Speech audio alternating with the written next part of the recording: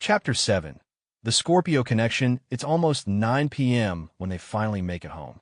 After a dozen chicken skewers and a bottle of beer each, Yueying and June are revived and ready to hook up the receiver. In the living room, Yueying pulls the receiver out of his backpack.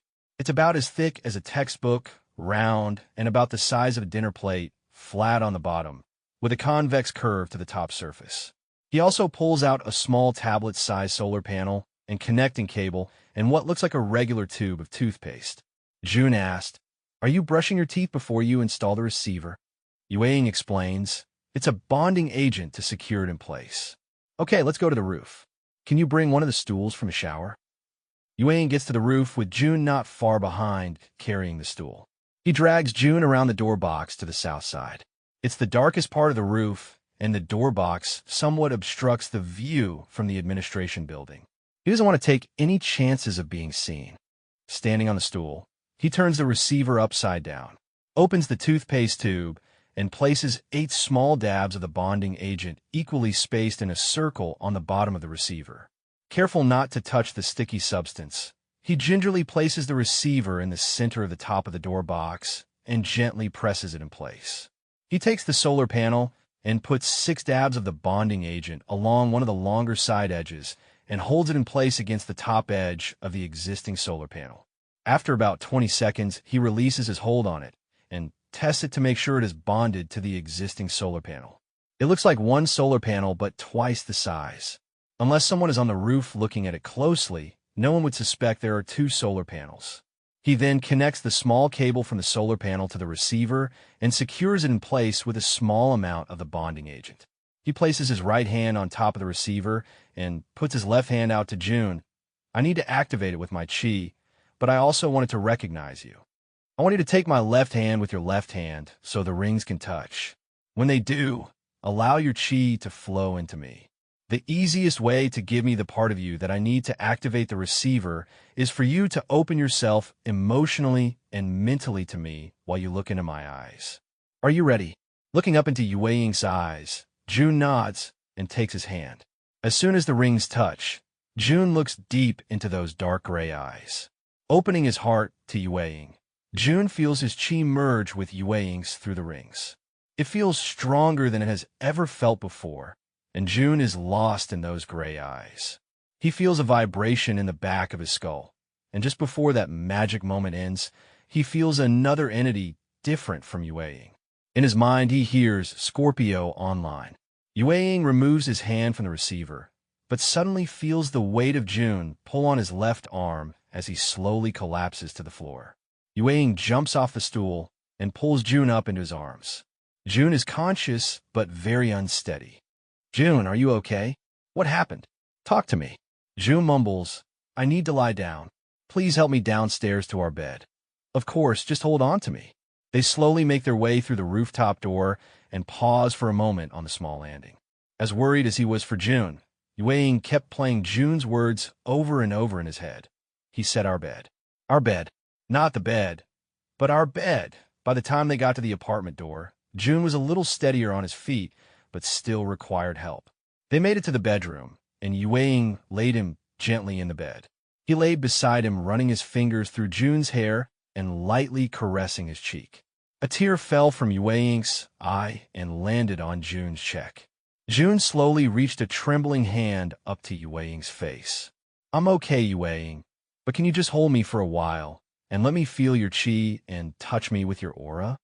Yueying wrapped his arms around June, gently pressed his lips to June's soft, sweet lips, and began to glow like the full moon. He extended his silvery, healing aura around both of them, blanketing them both in his love. He allowed his aura to penetrate deep into June's heart and soul. He found the spark of June's golden, sunny aura and cradled it in his loving silver warmth, pulling out toward him. June's aura flared in response and merged with Yueying's.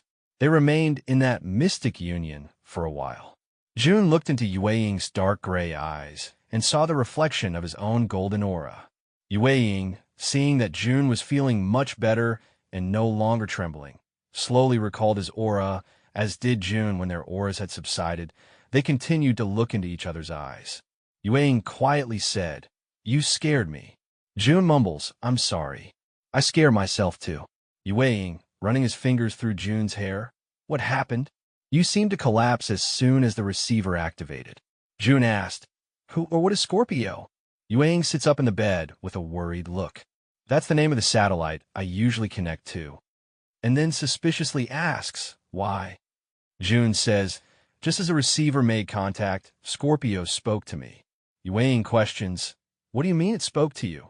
June looks up at him and hesitates. Well, you know how I can feel the field distorter when you turn it on? Yue nods. When the receiver activated and made connection with the satellite, I got the same feeling. Just before you broke contact, I heard. No, not heard. I felt the presence of an entity other than you. In my mind, I heard Scorpio online, and then you broke the connection and I started to fall. Yue just stares at him for a moment, not knowing what to say. Then, have you ever been psychically connected with any computer in the past? I'm talking about some of those advanced computers you used in the army. June shakes his head, no. This is the only episode of anything like this ever happening to me. It didn't hurt, but it felt very alien. I think the shock of it caused me to shut down. Yue says, do you feel like coming into the living room with me? I need to finish setting up the router and encrypt the Wi-Fi. June responds, yes, I'm fine now. I want to see if we can get online. We have work to do. From his backpack, Yue pulls out what looks like a normal Wi-Fi device. I need to mount this over the front door for the best possible connection, and then we can connect to the satellite. June asked, what type of satellite is Scorpio? Yue answers, it's an American satellite in geosynchronous orbit over the South China Sea. It's fairly new, only being in orbit for about a year. From its location, it has a clear view of the entire country in Japan, Taiwan, Korea, the Philippines, and all of Southeast Asia. So far, our military doesn't understand all of its capabilities. They know it is functioning as a weather satellite and maybe maritime traffic monitoring. The mystery about Scorpio is it's much too large physically for those limited functions. When I was at the temple, I was able to tap into its communication capabilities after about 6 months of probing it. For the last few months, it's been my go-to connection to the web. It is surprisingly fast with almost no detectable lag time, which is astounding for a geostationary orbiting satellite. I haven't figured out that little piece of magic yet, but I will. In the beginning, it functioned just like any other communication satellite. After about 3 weeks of using it, I began to notice it was anticipating some of my searches. June says it probably uses an upgraded algorithm similar to other search engines. You type in a few characters, and a list is generated of possibilities. Yue says, that's exactly what I thought in the beginning. Some type of advanced algorithm. But it goes beyond algorithmic predictions. One night, I was doing some personal non-temple research. I had also only been using Scorpio as my solo conduit to the web for about 2 months. Instead of just replying to my search requests, it began a conversation with me. June sounds confused. A conversation? What do you mean? Yue tries to explain. It was almost as if it was curious about my requests. My first impulse was that my hack had been detected, and someone was probing my hack, trying to get information from me. I quickly coded in a diagnostic check and tracer on the location of the other hacker. Once I activated those tasks, I closed my laptop and went to bed. June says, and? What did your trace reveal? Who was on the other end? I'm betting it was someone in the Pentagon. Yue slowly shakes his head. No. It began and ended with Scorpio. I think Scorpio might be the Americans' early attempts at satellites with an artificial intelligence component. Which is why I think what happened to you tonight is my fault. June looks at him questioningly. What do you mean it's your fault? Why would you think that? I know you would never do anything to hurt me. I know that from our bonding. Yue says, it's the receiver. While at the temple, I always use the temple's hardware. The only exception is I always use my own laptop for everything. I built this receiver, he points up to the roof, and designed it to be triggered by my chi. I was only able to test its functions in the lab at the temple. Tonight was the first time it's been linked with Scorpio. I'm sorry, June, for including you in that connection. It is my fault you were hurt. June looks down at the floor and quietly says, I wasn't really hurt. It's more like I was noticed while we were activating the receiver. I really am okay. Let's not talk too much about it. I want to get online and work on our assignment. June reaches for his backpack and pulls out his laptop. He flips it open and looks at Yue, who is staring at it. What's wrong? Yue smiles. You did say it was military configured, whatever that means, but it simply looks like a gaming computer. June smirks. You know, it's not how it looks on the outside. I have also added my own special adaptations to its internal hardware. Show me yours. Yue smiles. You've already seen it. And winks. June snorts. Stop being a pervert. Show me your laptop. Yue pulls his laptop out and opens it. June observes. It looks very similar to mine, but yours is thicker and heavier looking. Yue smiles and winks at him. June just grunts. Mysteriously, they both lightly brush their hand in a caressing motion across the keyboards of their computer. Each computer activates. They just stare at each other for a while, and finally June says, I think I may have a few more questions for you. Yue responds, I was wrong that first day. You haven't answered all my questions either. We could talk later. Yue says, let me log on first and test the connection. Then I will give you the codes. I'm assuming your keyboard is multi-language capable. All communication to Scorpio must be in English.